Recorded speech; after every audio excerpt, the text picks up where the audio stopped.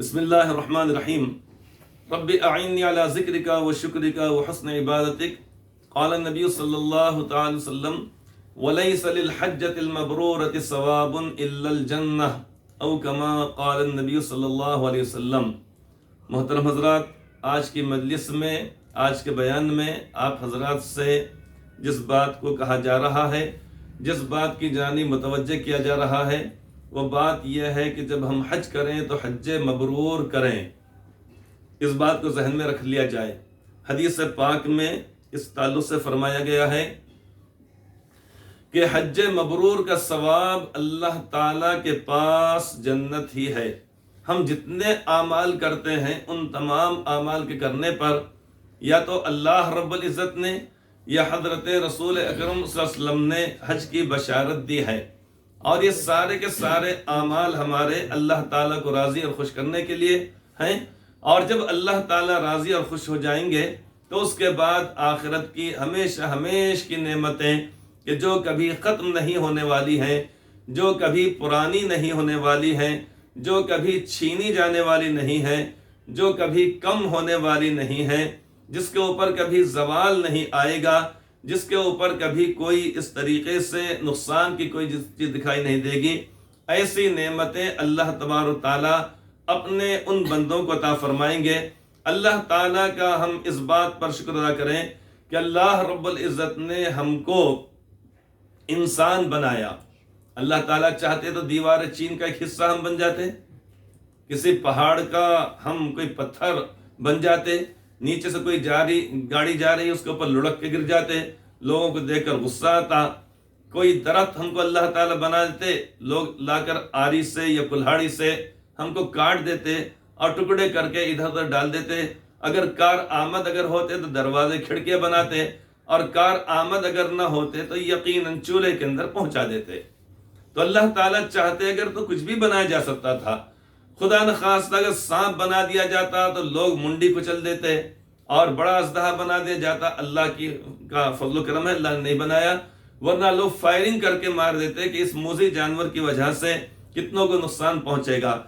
اور اگر ایسا حلال جانور بنا دیتے تو کب کے ہم ذبح ہو جاتے، لوگوں کے پیٹ میں پہنچ جاتے۔ بکری بنا دیتے یا مینڈھا بنا دیتے، دمبا بنا دیتے، یا اور کوئی اس سے ملتا جلتا چھوٹا بڑا جانور بنا دیتے کہ جس کا کھانا جائز ہوتا، جس کا کھانا حلال ہوتا، جس کے بارے میں لوگ لڑتے جھگڑتے بیٹھ جائیں، لیکن اللہ تعالیٰ بنا دیا۔ لہٰذا انسان اپنے آپ کو اس سے بچانے کے لیے کہ اللہ تعالیٰ فلاں جانور بنا دیا تھا، انسان اپنے آپ کو مینڈھا بنا لے، چلو بھائی اس سے بچنے کے لیے، ایسا تو ہو نہیں سکتا تھا۔ بہرحال اللہ تبارک و تعالیٰ نے نہ صرف انسان بنایا بلکہ اللہ رب العزت نے ایمان والے گھرانے میں پیدا فرمایا۔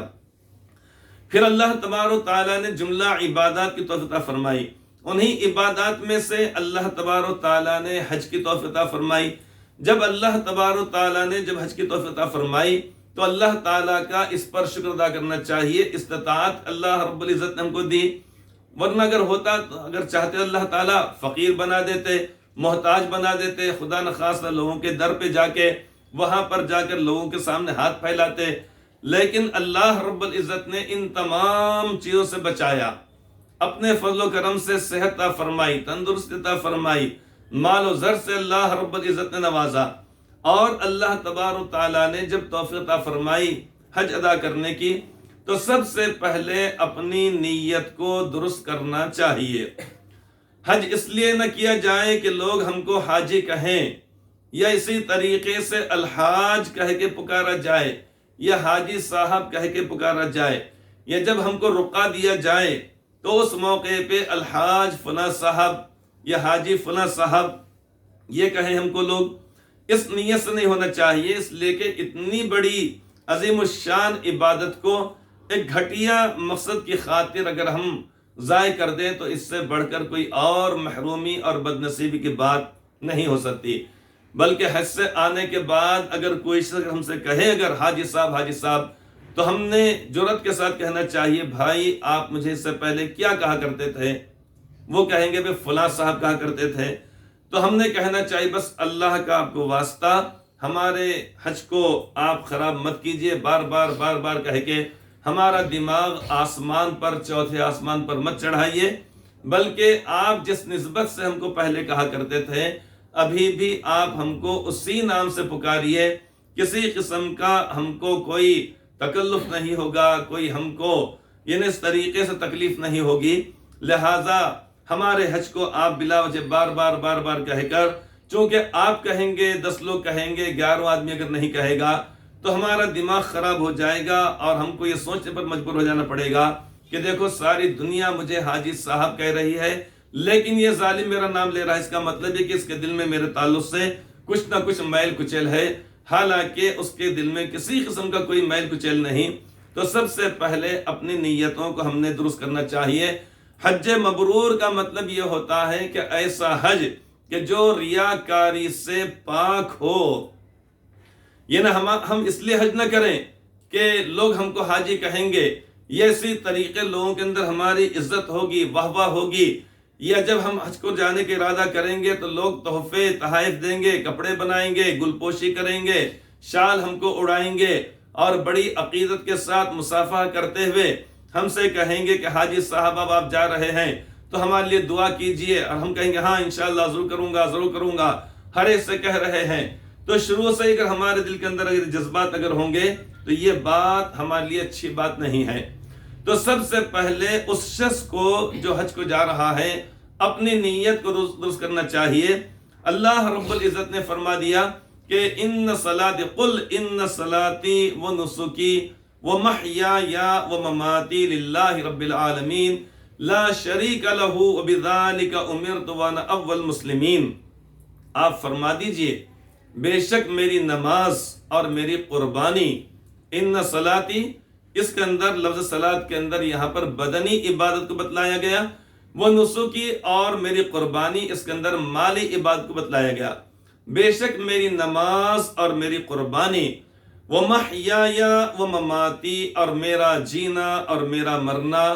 اللہ تعالیٰ کے لیے ہے، اس اللہ رب العالمین کے لیے ہے جو تمام جہانوں کا پالنے والا ہے۔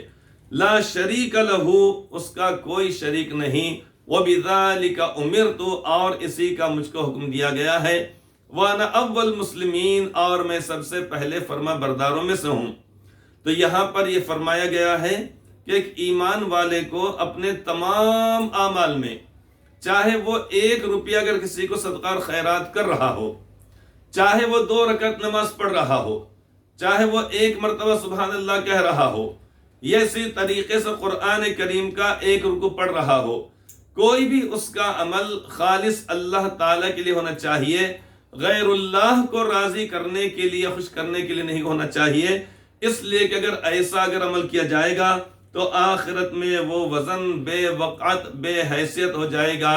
اور اسی طریقے سے اللہ تعالیٰ کے پاس کسی قسم کا کوئی اجر و ثواب نہیں ملے گا، کیونکہ اس شخص نے اپنی اس عبادت کے لیے جو اللہ تعالیٰ کے لیے کی گئی تھی، غیر اللہ کی بھی خوشنودی کو اس نے شامل کر لیا، اور اللہ تبارک و تعالیٰ صرف اسی عمل کو قبول فرماتے ہیں جو خالص اللہ تعالیٰ کے لیے کیا جائے۔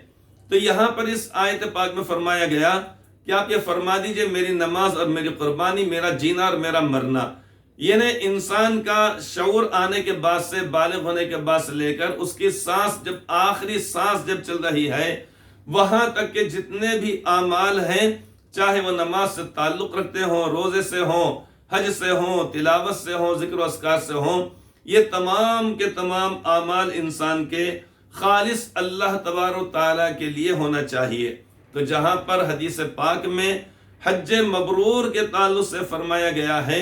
کہ حج مبرور کا ثواب اللہ تعالیٰ کے پاس جنت ہی ہے جو فرمایا گیا، تو حج مبرور کے اندر اور بھی مزید چیزیں شامل ہیں۔ حج مبرور کا مطلب یہ ہوتا ہے کہ نیکی والا حج، یہ مطلب ہوتا ہے، لیکن وہ حج ہمارا نیکی والا اسی وقت بنے گا جب کہ وہ خالص اللہ تعالیٰ کے لیے کیا جائے۔ لہٰذا اب اس کے بعد جو مجلس ہوگی، یہ جو بیان ہوگا، اس میں مزید انشاءاللہ تعالی بتلایا جائے گا کہ حج مبرور کسے کہا جاتا ہے، جس میں سے آج ایک حصے کو بتلایا گیا، ایک بات بتلائی گئی کہ اللہ تعالیٰ کے لیے جو حج خالص کیا جائے، لہٰذا وہ حج مبرور کہلائے گا۔ اور بھی مزید چیزیں ہیں، وہ ہونے کے بعد اسے حج مبرور یعنی نیکی والا حج کہا جائے گا۔ اللہ تعالی ہم سب کو قیامت تک آنے والی ساری امت کو حج مبرور بار بار نصیب فرمائے، آمین ثم آمین۔